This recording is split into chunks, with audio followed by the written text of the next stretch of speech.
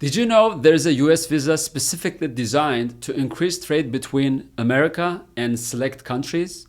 It's called the E-1 Treaty Trader Visa, and it might be the perfect fit if you're doing or planning to do significant trade between your country and the US.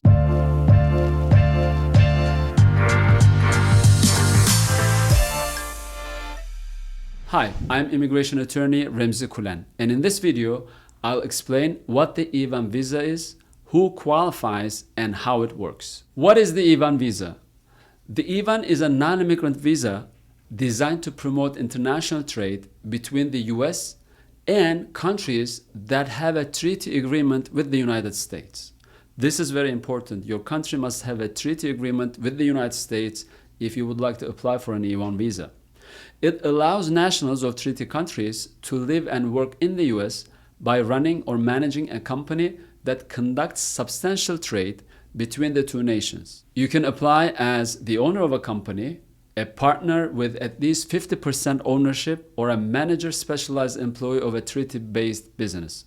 So it is possible to apply as an owner, as a partner, or as a manager or a specialized employee of a treaty-based business. This is actually a very good opportunity if you would like to bring the owner of the company to the US or the partner of the company to the US, or if there's a manager or a specialized employee who you would like to bring to the business you established in the US. What are the main E-1 visa requirements?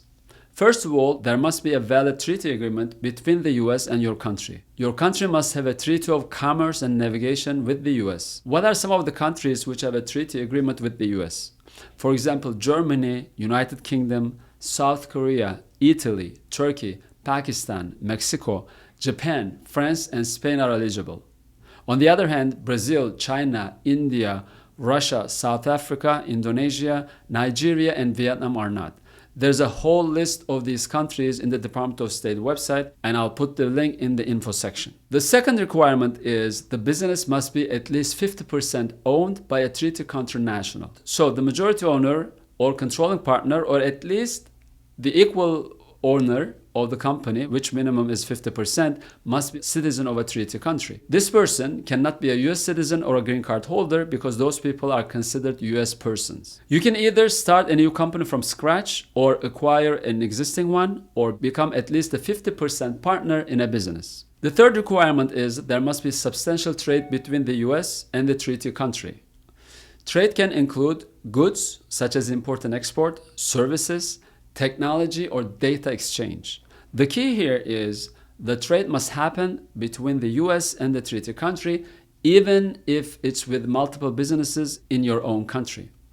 So those businesses in your country which you do trade with don't all need to be owned by you.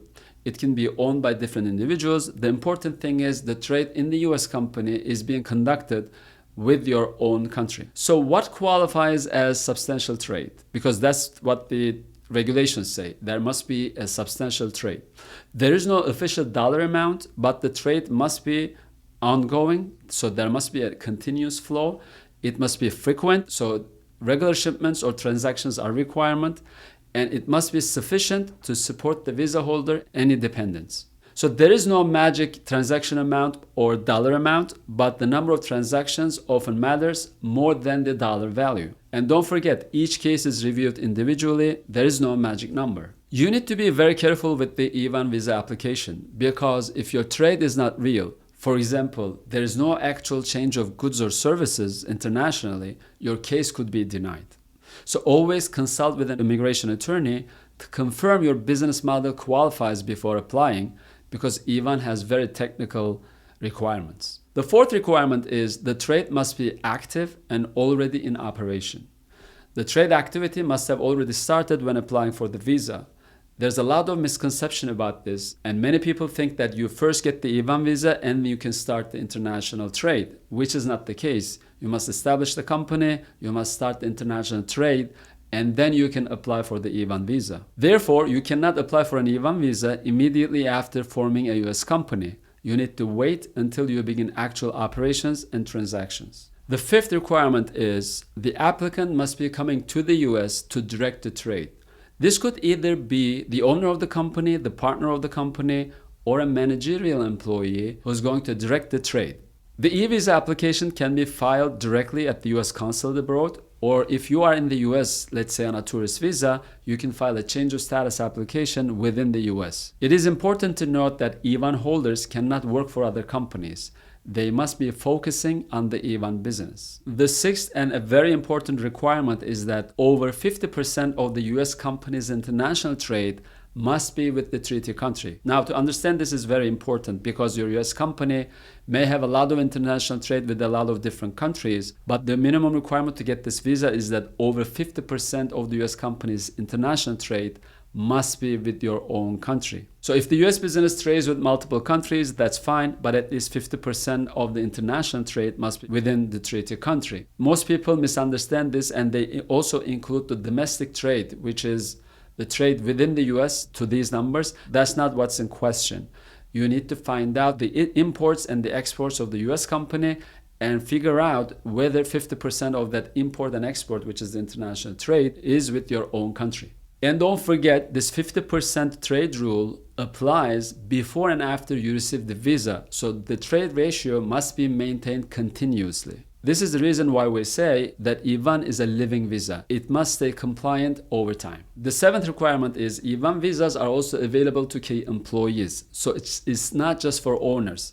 Executives, managers, or employees with specialized knowledge of the company's goods, services, or processes can also qualify. The requirement is that these specialized skills employees' expertise must be essential and hard to find within the US. The prospective US employee is not required to have worked for the foreign company at all, so this is a very good opportunity for foreign companies to bring key employees to the United States. It is also important to note that there is no requirement that you show that there are no willing, able US employees to bring in managerial E-1 employees. So if you would like to bring an E-1 manager, then you don't have to show that there is no US worker who cannot perform the job.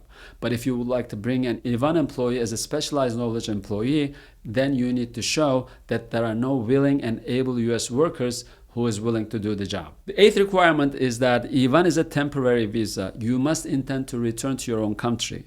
You must come to the US temporarily and plan to return to your country one day. However, E-1 visas can be extended indefinitely as long as the business continues and the requirements are met. At US consulates, visas are usually granted for up to 5 years. Inside the US, the status is granted in 2-year increments and can be renewed. Most of the time, a simple statement from the applicant stating that he or she intends to go back to their own country once the E-1 status ends is sufficient. What about the family members? E-1 visa holders can bring their spouses, their children under 21 to the US. Spouses can get a social security number. They have work authorization incident to their status. So as long as they enter the US or as long as this change of status application is approved within the US, they have work authorization. They can work in any field. Children can attend public school but cannot work or get a social security number. I also want to remind you that a strong business plan is essential for a successful E-1 visa application. The business plan is the heart of the E-1 application. The business plan should include trade strategy, operational plan, financial projections, staffing plans, and your projections for the trade for the next 5 years. Your business plan must clearly show that your trade is substantial and ongoing. What if the business structure changes after you get the E-1 visa? If there are major changes in your trade activity or business model, you may need to reapply for an E-1 visa or notify USCIS if you're already inside the US. This is done by filing a new E-1 application. This actually is a case-by-case determination.